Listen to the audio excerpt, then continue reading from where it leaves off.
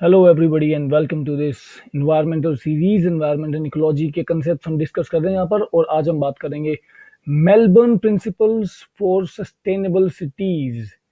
इससे पहले हमने बात की है यूएनईपी के बारे में, United Nations environmental programme, Stockholm convention, Stockholm conference.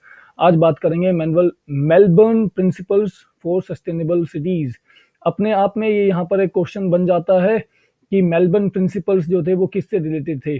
ऐसे करके यूपीएससी ऑप्शंस में डाल सकता है Melbourne principles were related to sustainable cities, climate change, drought related effects, या ऐसा कुछ भी करके एमसीक्यू बनाया जा सकता है। तो they are related to sustainable cities, how to build up sustainable cities in the world wide. So they are known as Melbourne principles. चलिए शुरुआत करते हैं what they are. So in this Melbourne principles जो हैं sustainable cities के लिए, they are a product of UNEP की एक वर्कशॉप हुई थी, इंटरनेशनल वर्कशॉप हुई थी on building urban ecosystems. Urban ecosystems किस तरीके से बिल्डअप किए जाएं, इसके लिए इंटरनेशनल वर्कशॉप कंडक्ट कराई गई थी UNEP, United Nation environment programme के द्वारा, and that was held in 2002 Melbourne. और यहीं से मेलबर्न प्रिंसिपल्स बन के आए थे कि how to make cities sustainable. इसके अंदर 10 सिंपल स्टेटमेंट्स दी गई हैं जो किसी भी सिटी को फॉलो करनी चाहिए, किस तरीके से किसी भी सिटी को फंक्शन करना चाहिए if it wish to achieve sustainable development. तो प्रिंसिपल्स उसी चीज को बताते हैं कि क्या एम करना पड़ेगा, किस तरीके से उन्होंने ये अचीव करना है सस्टेनेबल डेवलपमेंट। तो इसके अंदर 10 प्रिंसिपल्स दिए गए हैं। मेलबर्न प्रिंसिपल्स जो थे they were adopted at the local government session of the Earth summit 2002। Earth Summit, exactly Rio Earth Summit जिसको हम बोलते हैं, वो 1992 में हुआ था। अभी इसके बारे में हम सेपरेटली एक वीडियो में पढ़ेंगे।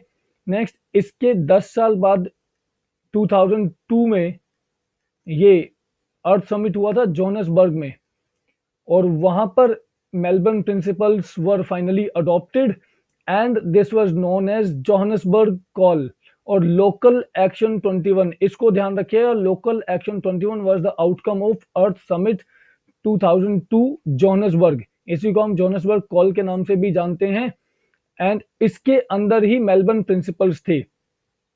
सो एक एजेंडा 21 है, ध्यान रखिएगा, एक एजेंडा 21 है, और agenda 21 is a different thing, वो बिल्कुल अलग कंसेप्ट है। This is local action 21 concept, और ये आपने यहाँ पर ध्यान रखना है, ये एजेंडा 21 है, ये लोकल एक्शन 21 है।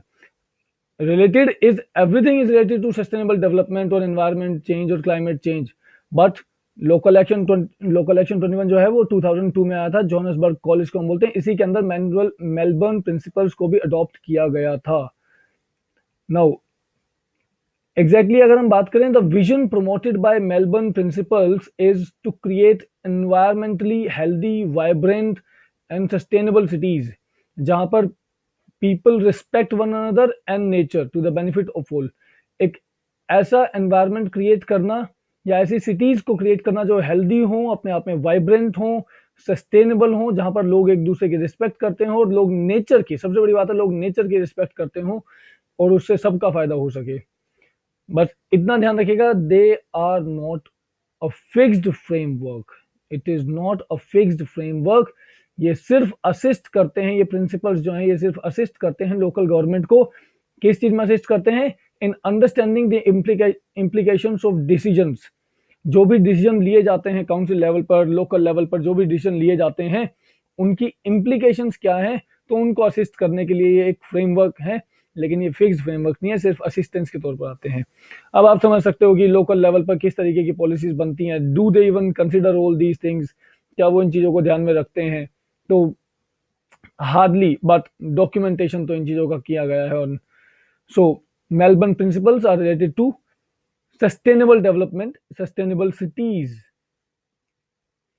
प्रिंसिपल्स क्या है मैंने यहाँ पर मेंशन कर दिए हैं, आप चाहो तो इन्हें देख सकते हो। I don't think they are of very much value. अभी ऐसा तो कोई कभी भी यूपीएससी नहीं देने वाला कि which of them is not a Melbourne principle या which of them is a Melbourne principle, ऐसा तो बहुत मुश्किल है। बट फिर भी आप चाहो तो इनको पढ़ सकते हैं कि लॉन्ग टर्म विजन है सिटीज़ के लिए कि उनकी सस्टेनेबिलिटी मेंटेन करनी है, intergenerational social economic and political equity maintain करनी है, इंडिविजुअलिटी मेंटेन करनी है, long term economic and social security, long term के लिए इकोनॉमिक, तभी तो सस्टेनेबल डेवलपमेंट होगा, long term economic and social security, recognise the intrinsic value of biodiversity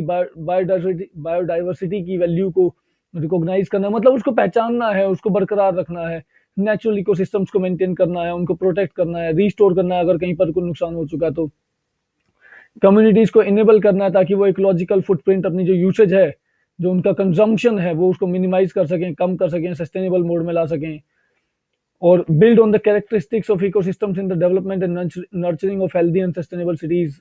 फिर से वही सब बात कर रहे हैं कि सस्टेनेबल सिटीज बनानी है। और ये भी आप पढ़ सकते हैं, empower people and foster participation, लोगों का पार्टिसिपेशन चाहिए इन सब चीज़ों में, कोऑपरेटिव नेटवर्क्स को बढ़ाना है, सस्टेनेबल प्रोडक्ट को बढ़ाना है, कंजम्पशन को बढ़ाना है, and all these things you can just go through them if you wish to, but इतना ध्यान रखिएगा, overall Melbourne principles are related to sustainable cities. They were adopted in 2002 and the final document was termed as Johannesburg Call or Local Action 21। बस इतना ध्यान रखिएगा। And इनका जो initiative लिया गया था वो UNEP के द्वारा लिया गया था। That's it about it.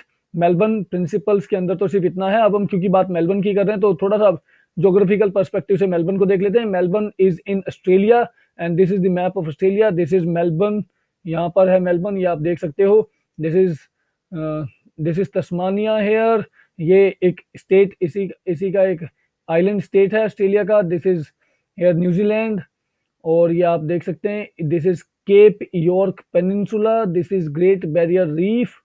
Great Barrier reef इस पूरे साल पर बहुत ज़्यादा चर्चा में रहा है क्योंकि यहाँ पर कोरल ब्लीचिंग हुई है बहुत ज़्यादा, because of rise in ocean water temperature के कारण यहाँ पर कोरल ब्लीचिंग हुई है बहुत ज़्यादा। कोरल ब्लीचिंग के बारे में हम एक सेपरेट वीडियो में अलग से पढ़ सकते हैं। आई होप आप सब जानते ही होंगे, थोड़ा बहुत आप लोगों ने सुना ही होगा। तो this has been in news, ध्यान रखिएगा। कोरल ब्लीचिंग यहाँ पर हुई है। तो ग्रेट बैरियर रीफ कहाँ पर है? ऑस्ट्रेलिया के ईस्टर्न साइड में है यहाँ पर। This is Cape York peninsula, this is Melbourne which we are talking about. This is Indian ocean here, this is Papua New Guinea. आप यहाँ पर देख सकते हैं, थोड़ा बहुत आप उनको ध्यान से देखते हुए चलेंगे। This is Tasmania. तस्मानिया और मेनलैंड ऑस्ट्रेलिया जो है, इसके और इसके बीच में जो पानी का जो चैनल है, इसको हम बास स्ट्रेट बोलते हैं। BASS, बास स्ट्रेट हम इसको बोलते हैं। बास स्ट्रेट यहाँ पर हम इसको बोलते हैं, ध्यान रखिएगा। नेक्स्ट वीडियो में भी आप इस चीज़ को देख सकते हो साफ साफ। This is Australia, another map. This is great Barrier reef, cap York peninsula जिसकी हम बात कर रहे थे। यहीं पर ग्रेट डिवाइडिंग रेंज भी है। ग्रेट बैरियर रीफ के साथ साथ ग्रेट डिवाइडिंग रेंज को भी आप याद रख सकते हैं। ये एक माउंटेन चेन है on the eastern side of Australia.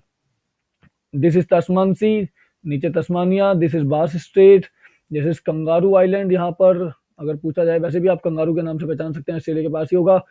Great Australian bite यहाँ पर है। बाइट मतलब ये कर्व होता है, इस तरीके से जो कर्व होता है ज्योग्राफिकली उसको हम बाइट बोलते हैं।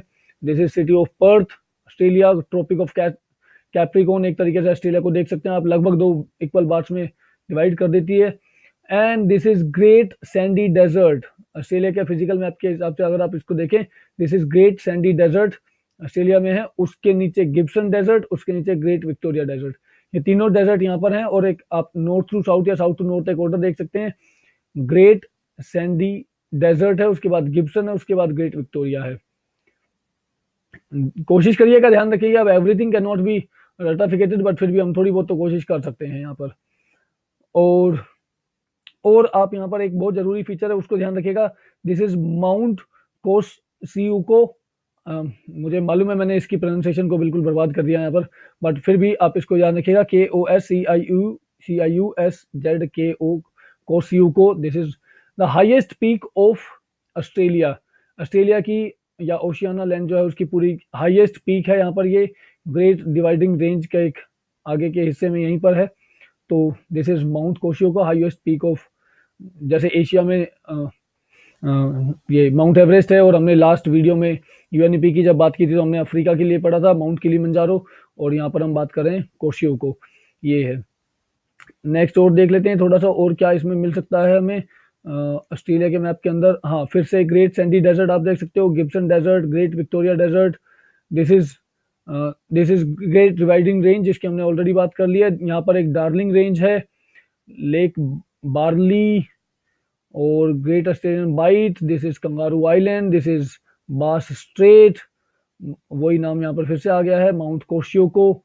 एंड हाँ एक चीज और आप देख सकते हैं, जो लॉन्गेस्ट रिवर है ऑस्ट्रेलिया की, ये है मुर्रे डार्लिंग रिवर।